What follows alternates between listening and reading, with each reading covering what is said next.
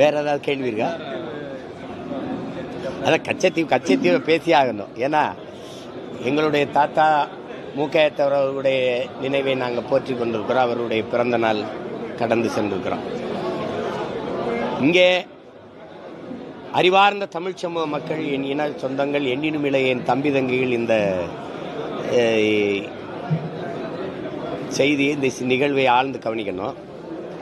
அவங்க சொல்ற காரணம் கச்சத்தீவை கொடுத்ததுக்கு அது எதுக்கு, அதில் என்ன இருக்குது, ஒரு சொட்டு தண்ணி கூட இல்லை என்கிறார். இவருடைய ஆழ்ந்த அறிவை இதை பாருங்க. ஒரு தீவுக்கு நடுவில் இருக்கிற ஒரு இடத்துல, தீவுல, கடலுக்கு நடுவில் இருக்கிற ஒரு தீவுல ஒரு சொட்டு தண்ணி கூட இல்லைங்கிறாங்க. தோண்டுனா தண்ணி வரப்போகுது.